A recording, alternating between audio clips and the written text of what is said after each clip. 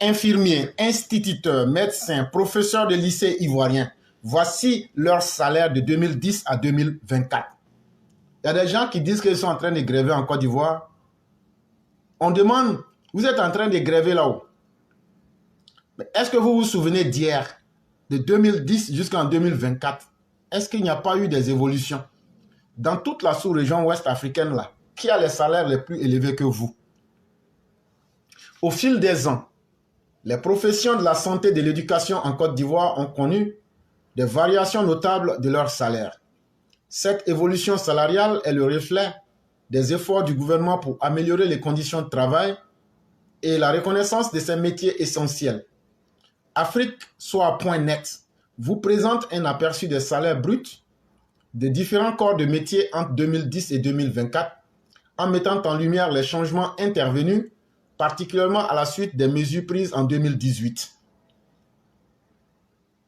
Et donc, celui qui te dit que l'enseignant, le médecin n'est pas important dans une société, la personne est en train de te mentir.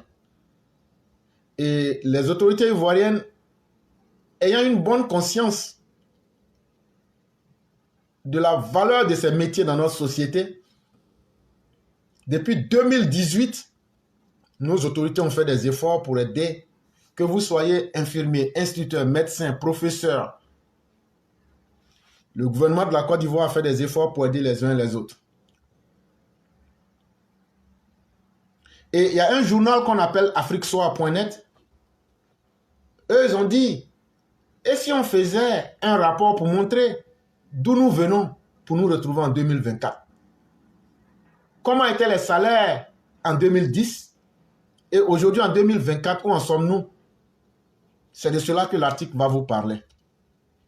Depuis 2010, les salaires des fonctionnaires, à savoir infirmiers, instituteurs, médecins et professeurs de lycée, ont enregistré des augmentations significatives.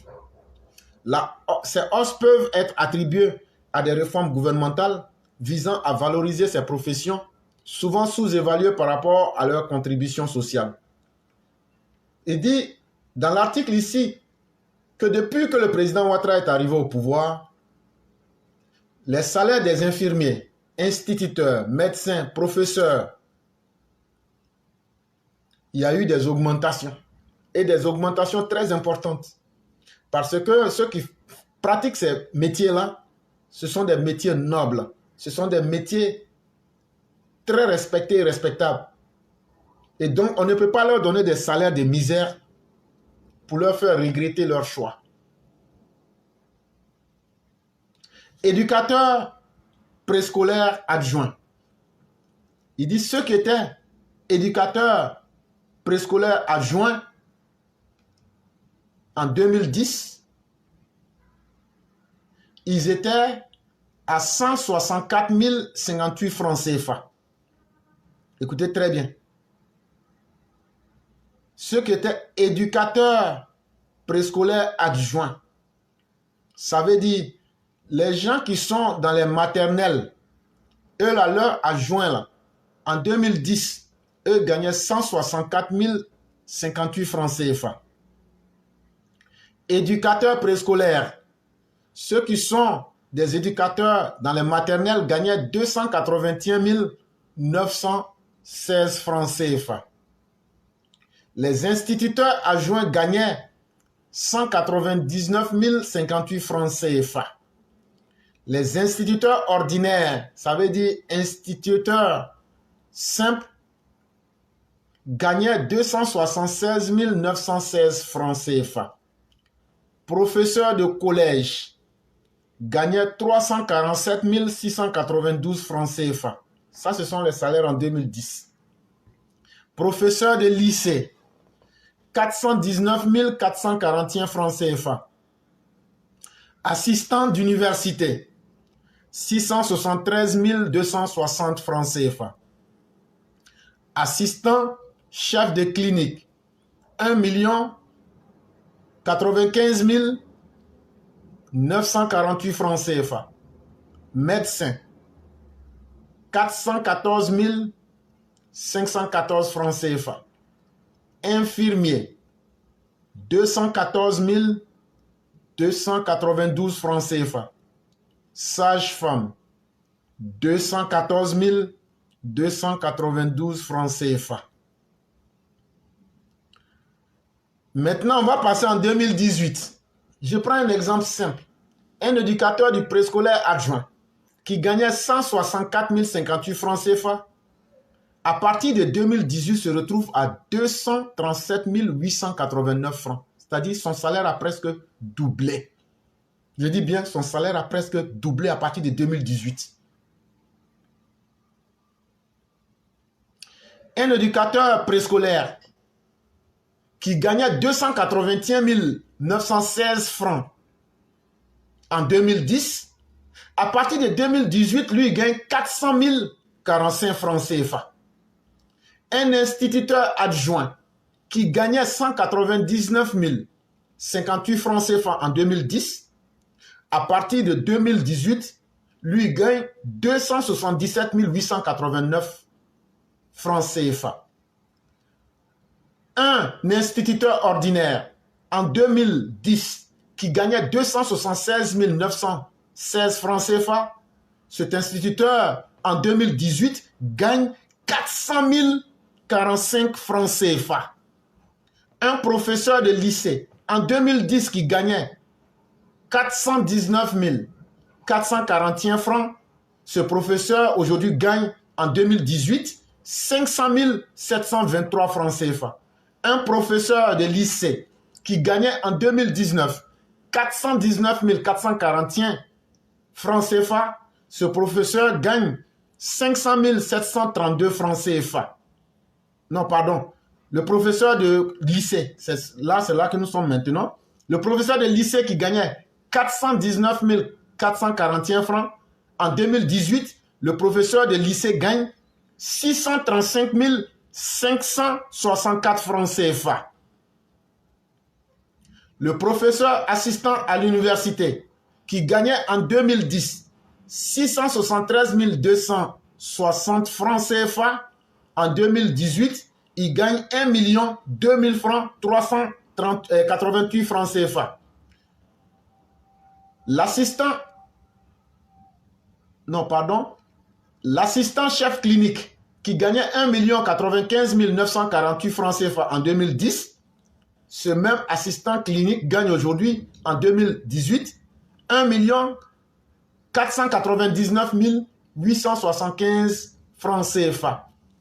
Un médecin qui gagnait en 2010 414 514 francs CFA, ce même médecin gagne aujourd'hui, son salaire a doublé, il gagne 851 537 francs. Ça, ce sont les salaires en 2018. On va revenir après en 2024.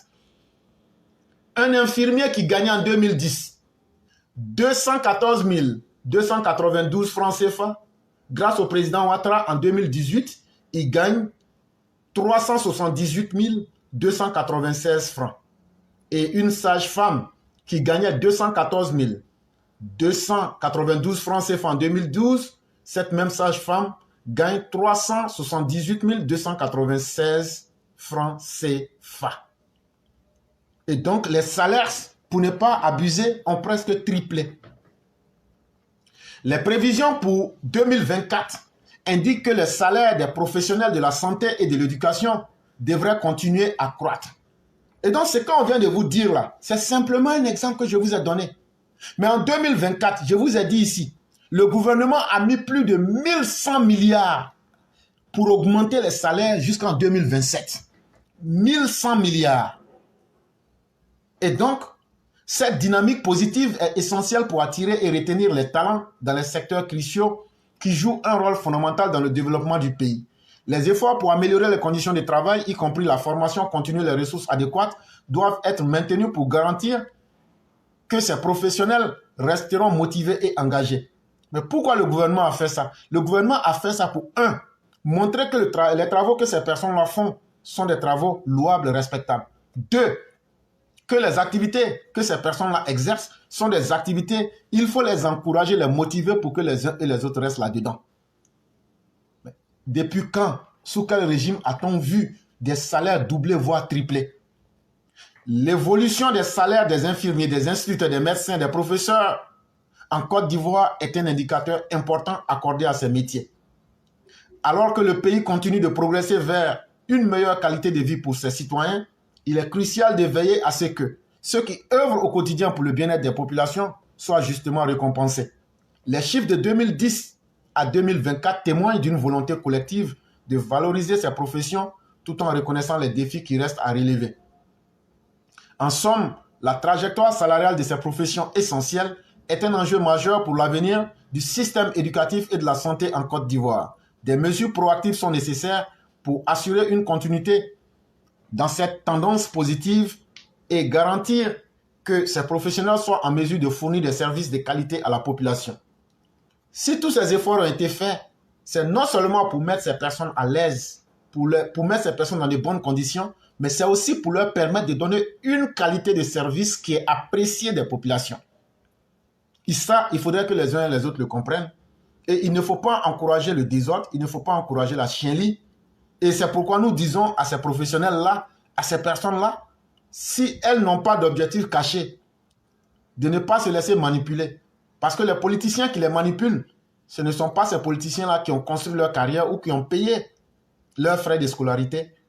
De ne pas se tromper de combat pour tomber dans quelque chose qui va leur coûter cher. De toute façon, hier 15 octobre 2025, comme nous le disions ici, la ministre Marietou est sortie et voici ce qu'elle nous disait. Nous avons sillonné les établissements et à notre grande satisfaction, l'école est ouverte. Nous avions deux objectifs. Un, que toutes les écoles soient ouvertes sur l'ensemble du territoire. Cet objectif est atteint. Toutes les écoles préscolaires, primaires et secondaires sont ouvertes. L'objectif numéro 2, c'est-à-dire que les cours se déroulent normalement sur l'ensemble du territoire. Au moment où nous vous parlons, les cours se déroulent normalement sur l'ensemble du territoire pour le préscolaire et pour le primaire. Dans le secondaire, les cours ont commencé à se dérouler. Malheureusement, ceux qui ont choisi la voie de la violence au lieu de la voie de la négociation, ceux qui ont choisi la voie de la violence au lieu du dialogue, sont devenus des perturbateurs. Voyant que les cours ont lieu sur l'ensemble du territoire, ils se sont érigés en perturbateurs pour déloger ceux qui viennent faire les cours seulement dans les établissements secondaires. Pour le primaire, tout se passe bien. Pour le secondaire, on a des poches de perturbation.